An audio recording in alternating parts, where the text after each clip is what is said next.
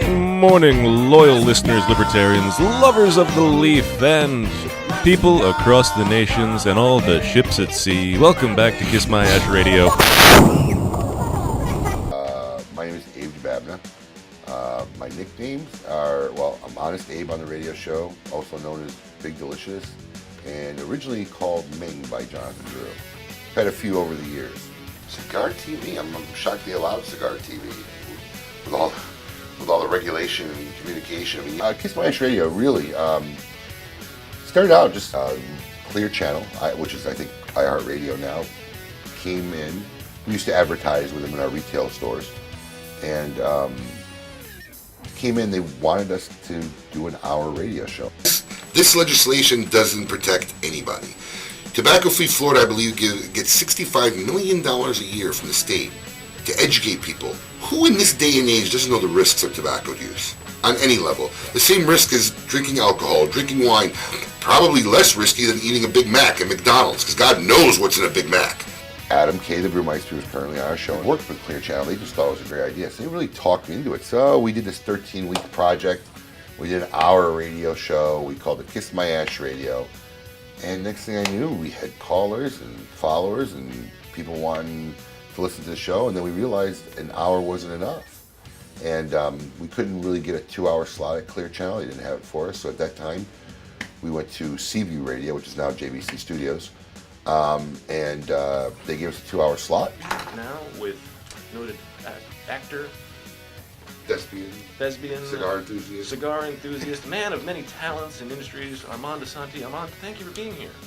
My name's Emily, aka Lady M, from Kiss My Ash Radio, co-host here on the show for 4 years now, since the beginning. I ask, what does NATO stand for? Because when I hear that, I'm thinking of Sharknado.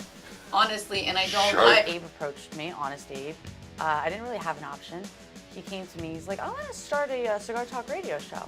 I was like, okay, that sounds like really good. You go do that. He's like, well, I need a female co-host, and I think you should do it. I said, I know nothing about cigars. I know nothing about radio.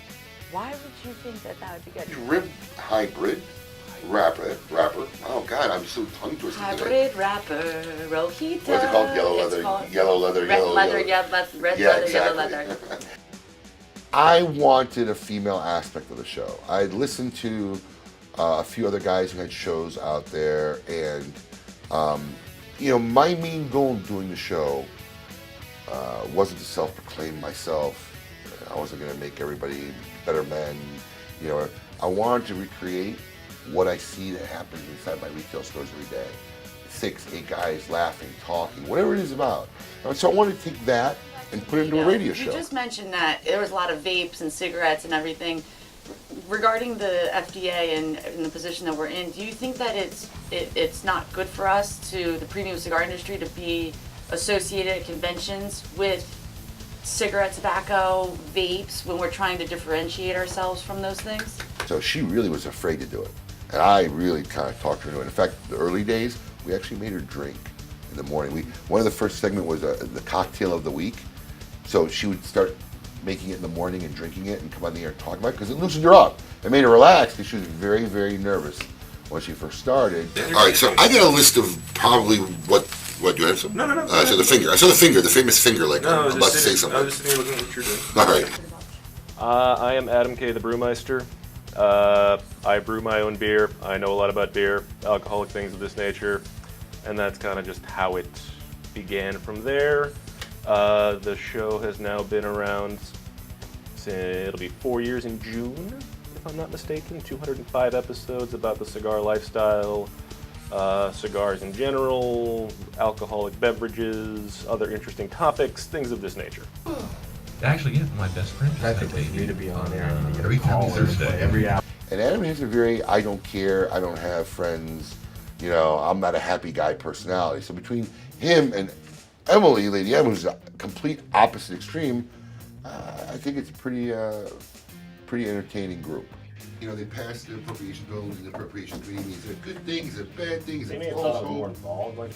We have what we like to say, meat and potatoes part of the show, which is called our Meet Your Maker, and we'll have somebody within the industry. Big part of the show where you get these guys like Michael Herkala, it's Marvin Samuel, you know, Matt Booth, guys like that who come on and, you know, make their own cigars. They can talk about the blending process, about names of things that they came up with, other products they're going to come up with in the near future, fun stuff like that.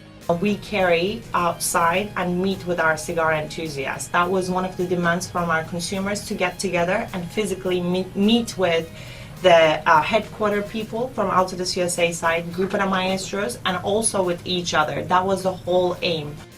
Their company and a little bit about the person themselves and the cigar industry. We have a weekly meeting where we either get special guests. We've had William Shatner on our show. We've had Mike Ditka on our show. We had Rob Weiss, producer and writer of Entourage, on our show.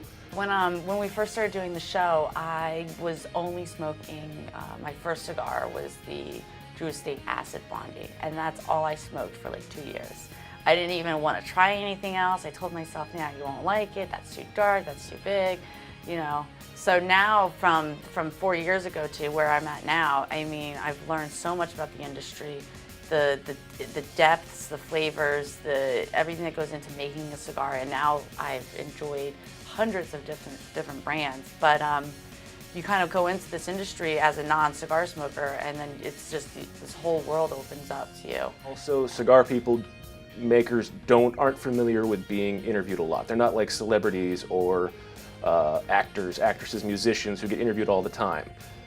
You have to craft the proper questions so they don't feel like a lot of times people get way too nervous and they don't know, and so they'll just keep talking and talking and talking and talking, and it's like, it's okay, just calm down, it'll be fine, it's easy, just let the interview happen. I've always had my retail life. I actually just had this conversation with my shipping manager yesterday, which is 100% true on the radio show, is you never stop improving. You never say, okay, we're good. It's never good. There's always a way to make things better. Until then, keep it lit.